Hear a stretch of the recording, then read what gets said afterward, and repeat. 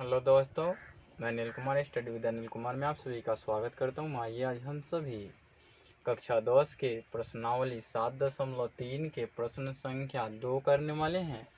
जैसा कि पीपीटी आप लोगों को दिख रहा होगा, देखिए प्रश्न कहता है कि निम्नलिखित में से प्रत्येक में के का मान ज्ञात कीजिए ताकि बिंदु संरेखी हो। मैं आपको एक चीज़ बता दूं कि संरेखी होने के लिए होता क्या है। बताइए कि एक ट्रायंगल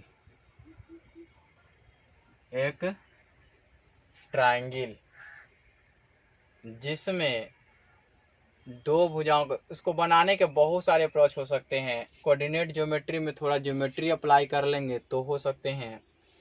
मैं आपको बता दूं कि ये जो आसान मेथड होता है उसको विजुलाइज करके किया जाता है। यहाँ विजुलाइज करने की ज़रूरत है। आप एक बात जानते हैं कि 3 भुजाओं के माप दिए गए हैं, 3 बिंदुओं के शीर्ष बिंदु दिए गए हों तो शीर्ष बिंदुओं से उसकी दूरी निकाल सकते हैं और दूरी निकाल करके यह देख सकते हैं कि यदि इसकी लंबाई दी गई है 7 और बिंदु के कारण यहाँ जो बिंदु दी गई थी उसके कारण इसकी लंबाई आ गई 7 और यहाँ जो तीसरी बिंदु दी गई है उसकी लंबाई मिला के इस बिंदु से लंबाई मिला के आ गई 3 और इस बिंदु से लंबाई मिला के आ गई मान लिया 3 या 4 कुछ भी मान लीजिए। तो आप इसके शीर्ष से लेकर के कट लगाएंगे तो एक यहाँ कटेगा और दूसरा कट लगाएंगे तो यहाँ कट लगेगा। बाकी तो यहाँ से यहाँ तक की दूरी तो कटेगी नहीं, तो ये मिलेंगे नहीं। त्रिभुज बनने के लिए क्या होने चाहिए कि ये एक रेखा हो और जिसके माप क्या होने चाहिए, इन दोनों भुजाओं के माप से छोटी होनी चाहिए, बराबर या बड़ी नहीं होनी चाहिए। तो यहाँ से एक कट लगाएंगे, मान लिया कि एक 5 का है और एक 4 का है और ये 7 का है, तो 5 4 9, तो ये यहाँ कट जाएंगे। इस प्रकार से जहाँ कटान बिंदु बनते हैं वहाँ ट्रायंगल बनते हैं। तो मैं बताऊं आपको कि जब ट्रायंगल बनेंगे ही नहीं बिंदु से तो उनके एरिया क्या आएंगे, 0 आएंगे, है ना। जब शीर्ष बिंदु से ट्रायंगल नहीं बने तो लिख लीजिए, जब शीर्ष बिंदु से त्रिभुज न बने तो एरिया यानी क्षेत्रफल 0 आएंगे, 0 आएंगे कि दूसरा कुछ आएगा, 0 आएगा, क्षेत्रफल 0 होगा, है ना। आप जानते हैं ये। और दूसरा बात, संरेखीय बिंदु का अर्थ है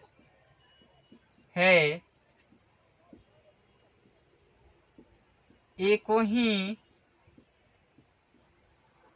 रेखा पर स्थित बिंदु।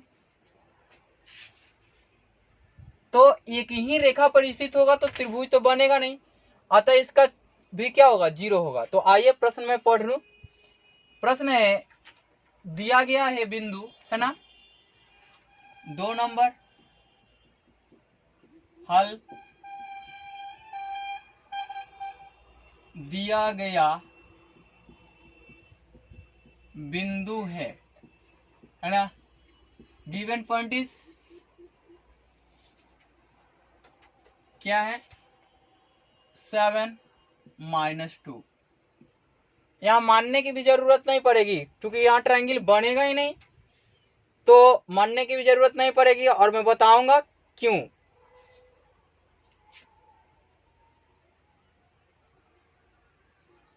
उसके बाद क्या दिया गया है, दिया गया है -1 और 0। उसके बाद क्या दिया गया है, और 2 - 4। मैं आपको बता दूं कि ट्रायंगल बनेंगे नहीं तो शीर्ष बिंदु मानने से या बिंदु मानने से कोई फायदा नहीं है ना। अगर आप मानते भी है तो कोई गलत नहीं होगा, इसे मान के भी बना सकते हैं। मेरा कहने का अर्थ है कि जहां पे मानने की आवश्यकता ना हो वहां मानने की जरूरत क्या है ना। लेकिन मैं बताते आ रहा हूं एक ही कॉन्सेप्ट पे, तो इसको भी उसी कॉन्सेप्ट से डील करूंगा, है ना। आपको क्या करना है, सॉरी मैंने शायद 1 नंबर प्रश्न के लिए लिख लिया 7 2, यहाँ 5 और 1 है, और यहाँ 3 और k है, यहाँ 3 और k है। इस प्रकार से प्रश्न है। अब मैं आपको बता दूं कि इसमें निकालना है k का मान, है ना। k का मान जिससे बिंदुएं संरेख हों बराबर क्या होगा। अब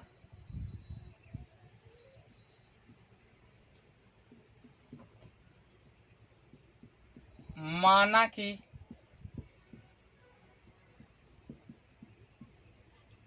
बिंदुएं A 7 - 2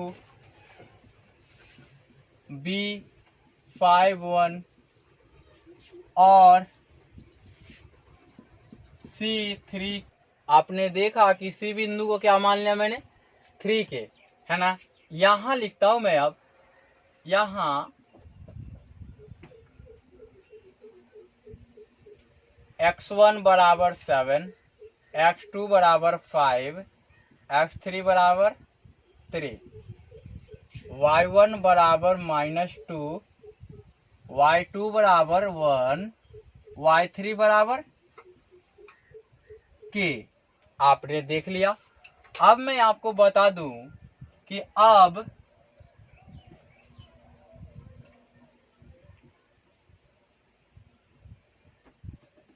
बिंदु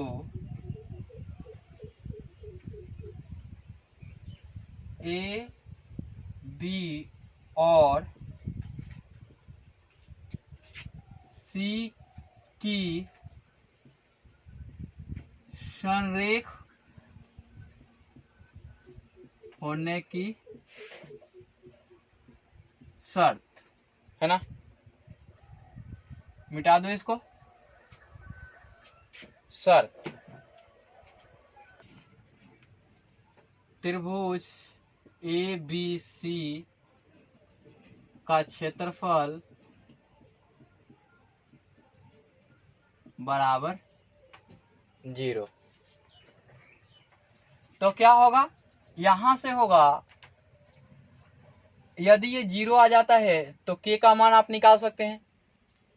तो क्या होगा, half of mod of x1 y2 - y3, चूंकि 1 2 3 मैंने बताया था, x2 2 3 1 बताया था मैंने, फिर 3 1 2 बताया था हमने, 1 2 बताया था, और ये क्या होना चाहिए, 0 हो जाना चाहिए। अब 0 हो जाना चाहिए तो इसको यहां लिखें, 0 हो जाना चाहिए।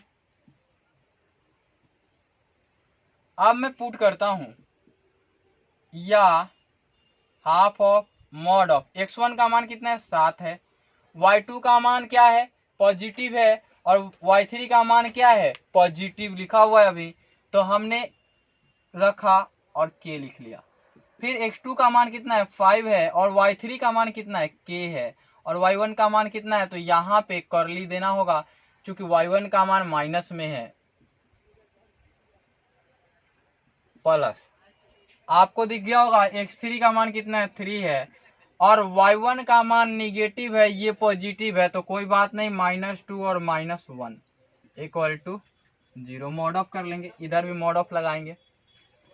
अब यहां करेंगे तो हाफ ऑफ, यहां से करेंगे तो क्या मिलेगा 7 - 7k यही मिलेगा, प्लस यहां से पॉजिटिव हो जाएगा, माइनस माइनस प्लस हो जाएगा, तो 5k + 10 प्लस यहां से माइनस माइनस तो माइनस हो जाएगा, क्योंकि माइनस माइनस ऐड करके माइनस और प्लस से मल्टीप्लाई करेंगे तो माइनस, तो 3 3 का 9 हो जाएगा, मॉड ऑफ हो जाएगा इक्वल टू 0 हो जाएगा। अब मैं इधर लिखूं इसको तो या हाफ ऑफ मॉड ऑफ, यहाँ 7 ऐड करना है कितना से 10 से, और यहाँ पे क्या करना है 7 ऐड करना है 10 से तो 17 हो गए, और सब्ट्रैक्ट कितना करना है 9 करना है, और यहाँ 5 है पॉजिटिव, यहाँ 7 है निगेटिव, तो -2k कर लिया मैंने और इक्वल टू 0 कर लिया। या यहां से किया मैंने तो हाफ ऑफ, यहां से करूंगा तो 10 मिलेगा, -2k मिलेगा इक्वल टू 0। मॉड ऑफ देने का मतलब है कि कोई भी निगेटिव वैल्यूज बाहर नहीं निकलने चाहिए। तो आइए देखते हैं, ये इधर से इधर मल्टीप्लाई कर दूं मैं तो हाफ के लिए उधर जाए तो ये 10 - 2k हो जाए, मॉड मैंने हटा दिया, मॉड हटाते ही ये 0 बन जाएगा, क्योंकि ये 2 से मल्टीप्लाई होगा तो 0 होगा ही। या 10 - 2k इक्वल टू 0। अब देखिए 10 रहेगा, ये उधर जाएगा तो 2k इक्वल टू 10। अब ये k इक्वल टू 10 अपॉन में 2, 2 5 जा 10, इसलिए k इक्वल टू 5। ये आपका आंसर्स होगा k के किस मान के लिए 5 के लिए, ये आंसर्स होगा। अब मैं अगला जो प्रश्न पढ़ाऊंगा उसमें आपको क्या बताऊंगा, ये सभी फॉर्मेट लिखे रहेंगे, मैं केवल इसका मान रखते जाऊंगा और बताऊंगा। आइए अब दूसरे नंबर, पहले नंबर प्रश्न के लिए मैंने 1 नहीं लिखा था, लेकिन अब दूसरे नंबर प्रश्न के लिए मैं 2 और 2 लिखूंगा, ठीक है। पहले नंबर के लिए आप मेंशन करेंगे, ठीक है। देखिए दिया हुआ है कि 8 और 1, फिर क्या दिया हुआ है, दिया हुआ है 3 सॉरी k - 4 दिया हुआ है, और क्या दिया हुआ है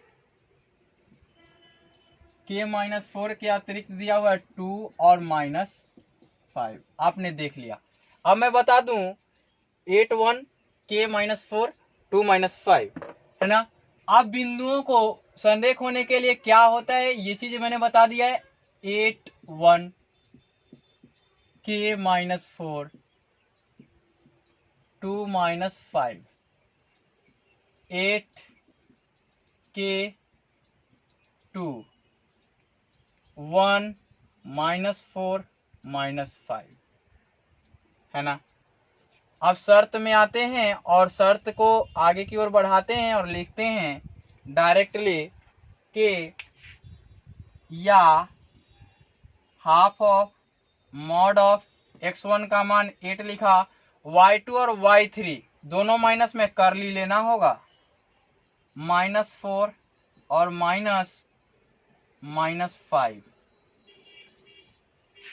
प्लस x2 का मान कितना है, x2 का मान k है, और y3 का मान कितना है -5, और ये हो जाएगा -1 पॉजिटिव है, प्लस x3 का मान कितना है 2 है, और y1 का मान 1 है, ये निगेटिव है तो करली लेना होगा 1 -4 0। या हाफ ऑफ, अब देखिए माइनस माइनस प्लस तो +5 हुए और -4 करना है तो 8 1 8 हो जाएंगे, एक स्टेप नहीं, मैंने 2 स्टेप कैलकुलेशन कम कर दिए। इसको एक साथ किया, इसको मल्टीप्लाई कर दिया, क्योंकि यहाँ पे आ ही रहे थे वैसे ही। अगर आप चाहें तो लिख सकते हैं 8 1 एक स्टेप बढ़ा के, प्लस यहाँ -6 और k से गुणा करना है, और प्लस 2 इंटू कितना करना है, यहाँ माइनस माइनस प्लस हो जाएंगे 5। अब ये मॉड ऑफ 0, अब मैं इसको वहां उठा के ले चलता हूं तो करूंगा, तो half of mod of 8 plus plus नहीं होगा -6 के, और यहां से हो जाएगा +10 इक्वल टू 0, या हाफ ऑफ कितना हो जाएगा 18 -6 के इक्वल टू 0, या यहाँ 18 -6 के मॉड हमने हटा दिया है ना, और इधर किया 0 × 2, या 18 -6 के इक्वल टू 0, या 18 रहा और 6 के उधर गया तो +6 के इक्वल टू 18, या k इक्वल टू 18/6 काटेंगे 3 टाइम्स जाएगा, इसलिए k इक्वल टू 3। एक में 5 आया, एक में 3 आया। इस प्रकार से आपके सॉल्यूशंस हो गए। अब मैं आपको बता दूं, दोनों के लिए परम सत्य है कि आप सभी किस विधि से, सोलेस थ्योरम से अगर ऑब्जेक्टिव आ जाए तो सॉल्व करें। तो देखिए मैं सोलेस थ्योरम लगाता हूं, इसमें सोलेस थ्योरम में लिखता हूं 8 1 k -4, इसमें लिखता हूं 2 5, इसमें लिखता हूं 8 1।